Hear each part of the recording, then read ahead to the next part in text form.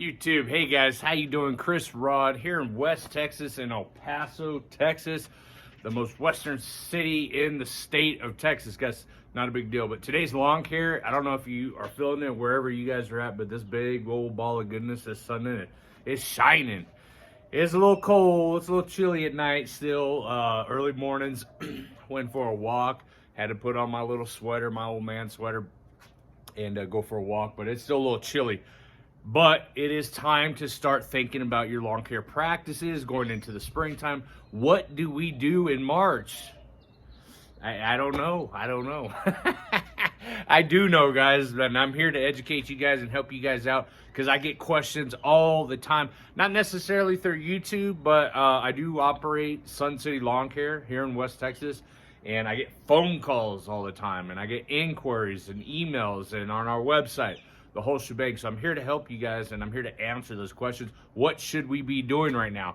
Well, as you guys can see, I've got grass clippings all over the place, okay? A little bit more background, but I run a hybrid Bermuda back here. I overseed with, this particular year, I did annual ryegrass overseeding. And so, you know, we got to go through a transition phase when you do an overseeding. Not everybody's grass is going to look like this, where you got this green haze, right? Brownish green haze. A lot of that green is remnants of the rye, but there's also Bermuda sprigs that have already starting to emerge.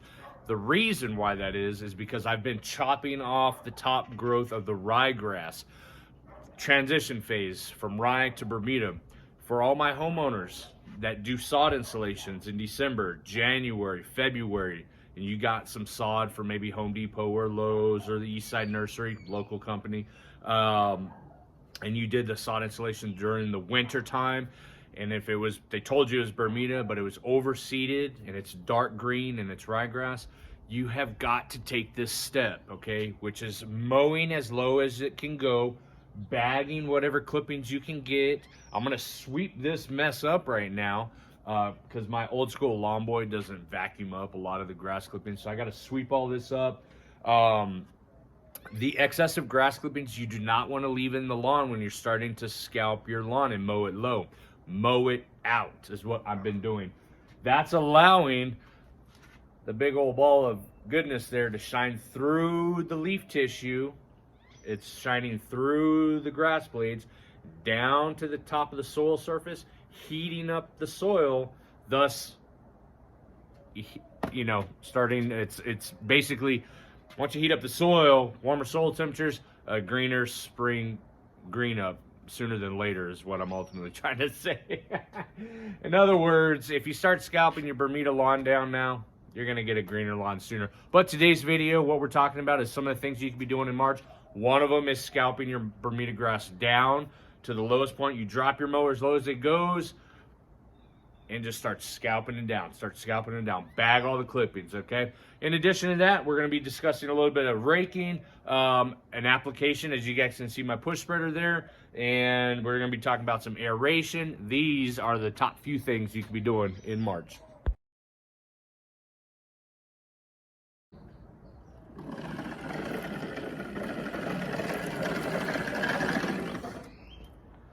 All right, so we got that mess cleaned up. Step one, phase one of the first things that you can do outside of mowing your lawn and scalping it down, mowing it low and bagging those clippings, go ahead and get a nice good raking in, okay? So we got two different types of rakes here. We got your traditional leaf rake, which these massive things are great for leaves. They are also great if you're just doing a general back and forth motion with the lawn area. They don't tear up the crowns of the grass so much, okay? This plastic, it's very flexible, bends real easy, it's very simplistic. And a lot of homeowners typically have that, okay? Or they have one of your traditional rakes. Either option is fine. Now this is a lawn care, this is called a groundskeeper dethatching rake. These metal tines on here really get down to the surface of the soil and really scrape away any of that excessive grass clippings that you may have, or excessive thatch layer, which is another question I get often this time of the year. Is it time to dethatch and aerate? Well, it depends, okay? It depends if you have excessive grass clippings. When you walk on your lawn, does it feel real spongy? If it feels real spongy and you haven't watered recently, you know, it's not that soggy water experience, but it's just a spongy grass type, that would be an example or an indication that you have excessive grass clippings, which means you've got, you know, a thick thatch layer. In that opportunity, or in that case, I would definitely take the opportunity to utilize one of these ground keepers rakes. You can guys get these on Amazon. Or if you don't want to do the expense and you've already got an old school traditional rake, these work just as good.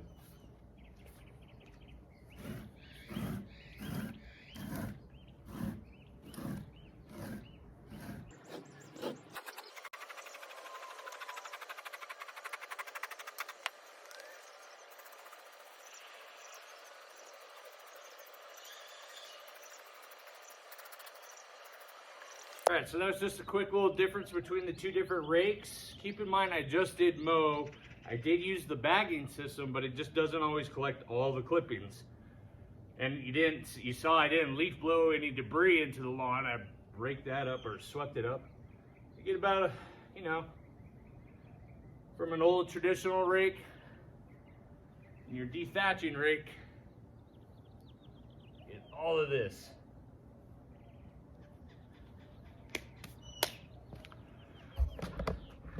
Again, springtime.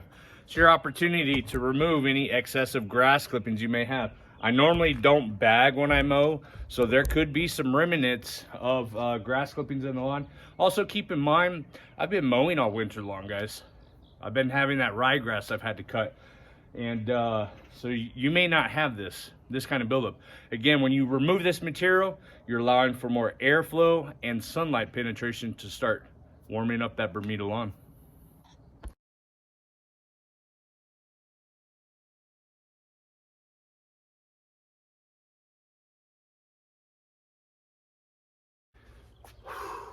Tell you what, if you need a good workout, get out here, rake your lawn.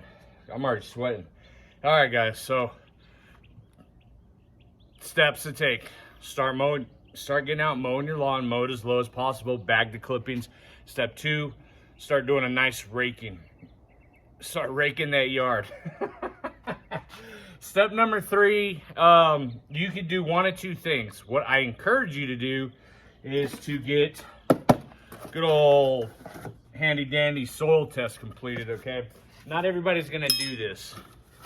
Not everybody's going to care or want to go to the extent of getting your soil test conducted.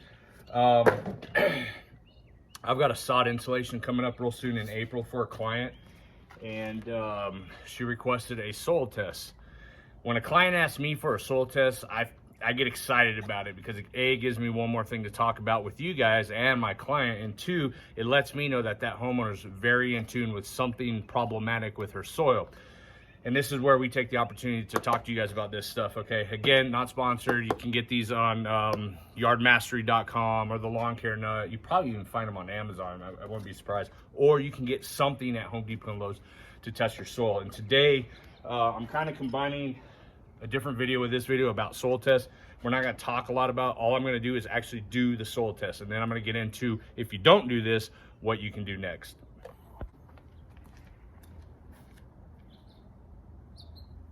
My bag, man.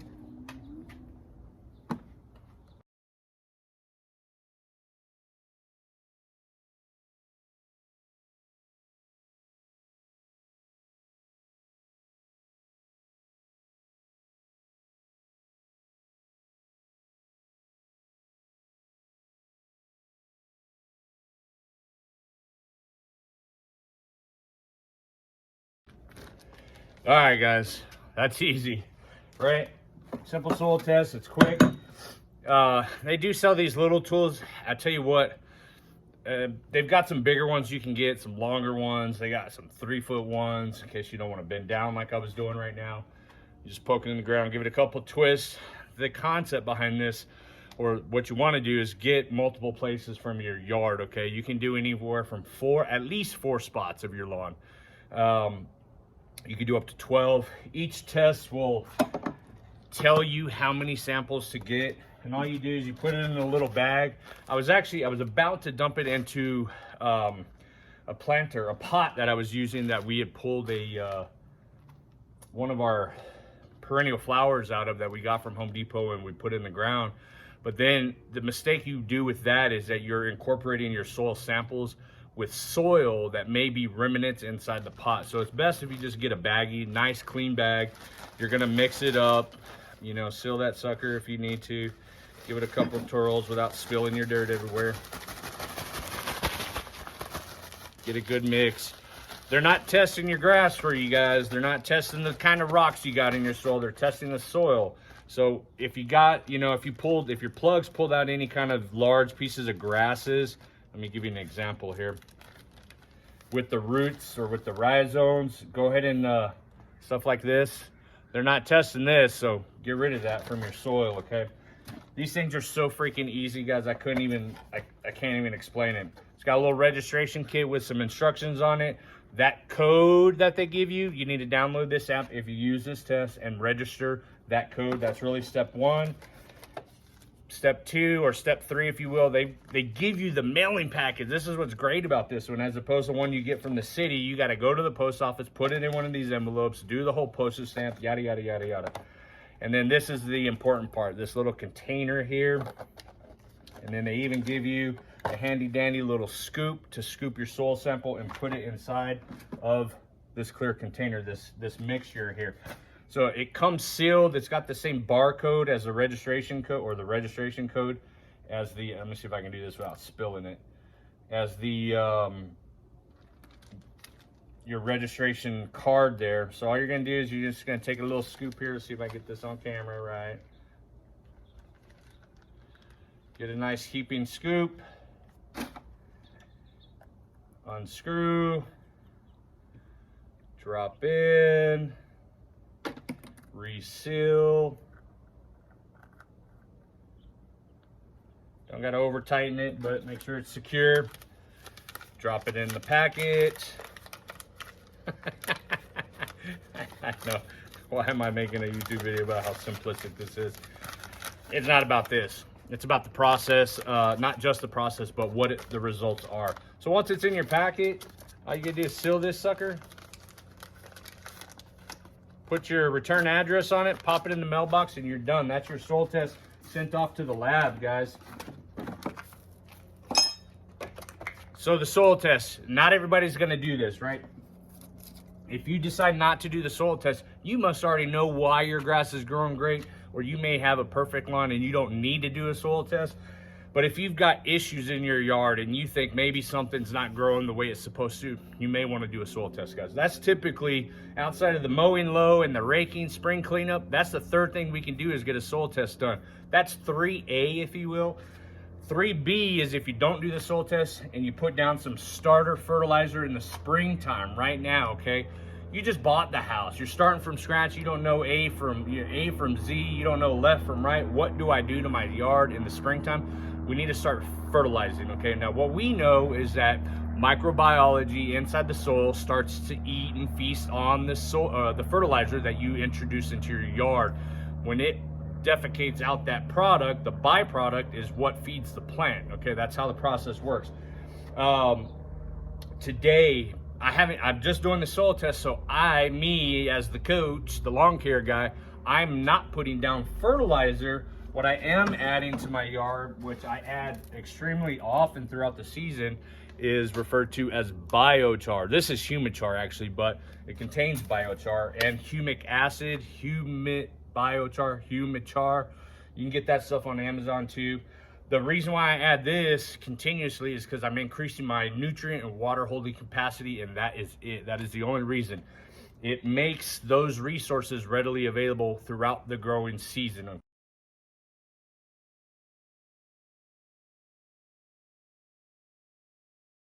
All right, guys, so we're wrapping up the video. Let's recap real quick.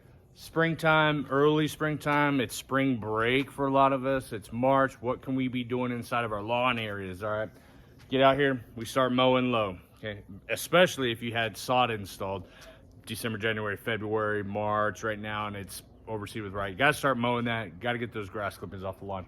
Second thing you guys can do is get out there and start raking up. Pull that grass back, get rid of that excessive grass clippings or that excessive thatch layer. If you have an excessive thatch layer, as you guys saw, I pulled up a lot more grass than I thought I had as well. So it's a good way to do that. Opens up the soil surface, allows for airflow and sunlight penetration through the turf. The next thing we talked about, which is the third thing, you can either do a soil test, which I highly recommend you guys do. That way you know your baseline. If you're going to be doing fertilizer applications throughout the season, you know which fertilizer to use. And then if you don't do that, then you can start doing, I lost my train of thought. The soil test, you can do the fertilizing. If you don't do the fertilizing yet because you haven't gotten a soil test and you want to wait, go ahead and put down some biochar or humichar. It contains biochar and humic acid. Phenomenal products. They really help out promote the root growth and help water retention and nutrient retention and keep it a readily available food source for the plant during any kind of stress periods. This is the last thing that you can do, and you can do all of these at the same time. This is why I'm talking about it. This is what's great about it. You can also, if you've got the willpower, you got the muscle, you got the kids that are going to help you, go rent an aerating machine, which I have done a video comparative analysis on a core aerator versus a liquid aerate. You guys can get liquid aerate online. If you just Google liquid, or I'm sorry, you Google air 8, the number 8. This is a 005 derived from potassium hydroxide, so you get a good shot of potassium early in the springtime. No nitrogen yet, no phosphorus, just 005.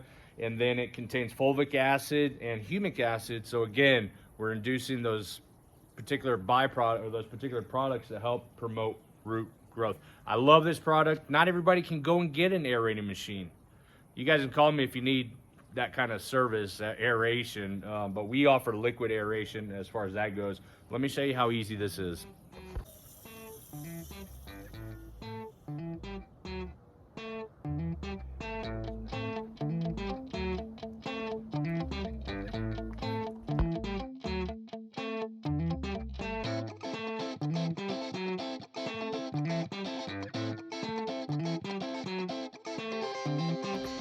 All right, guys, that's it for today. Real quick, basic March lawn care. What can you do? Get out there, mow, do some raking, get a soil test done. If you're not going to do the soil test, go ahead and get some fertilizer down.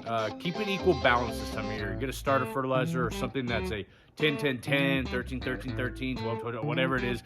Equal numbers on your nitrogen, phosphorus, potassium if you're not going to do a soil test, okay? And then you can also do the aeration, okay? As you guys can see, I was having a little trouble there. It just wasn't flowing out. It wasn't mixing with the water until I tilted it this way. And then we started getting some good flow there. The thing about these particular canisters, if you will, is that once it starts mixing with water, okay, and it starts pushing that product out of the container, it goes out fast, or it shoots out, sprays out, comes out, whatever you want to call it.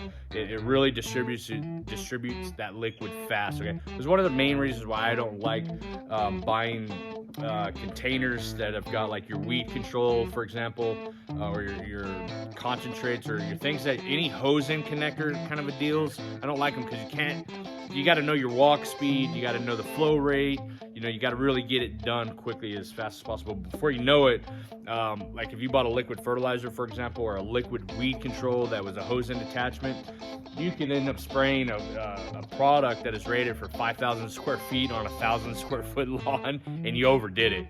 You wasted money, you over-applied fungicide, herbicide, pesticide, whatever it is that you're using as far as the hose-in attachments goes, and now you're out of product and you overdid an application. But that's normally, but these are great for this kind of application. This is an organic product. There's no risk in harming the lawn whatsoever. These are all Greene County Fertilizer products, by the way. Again, not affiliated. If you want to find them, Google them. I normally don't put product links in my descriptions. If you guys want me to, I can, if it simplifies things and helps you get there faster. But outside of it, this is March Lawn Care. It is time to get out in the yard and start doing some lawn care. After you do an application like this, whether it be fertilizer or a liquid aerate, get out there, go ahead and cycle your irrigation, get that water in to get it down into the soil. The aeration on the liquid side, the way that works is on a molecular level, starts breaking up all those those chemical bonds and creating space, okay, to allow those roots to really start thriving going into the deeper part of springtime. That's it for today's video. If you got any questions, leave a comment below. And as always, I'm Chris Rod, Sun City Lawn Care. Check out our YouTube channel or the videos prior to this and the previous year if you've got questions on a lot of the how-to stuff. Outside of that, check you guys later.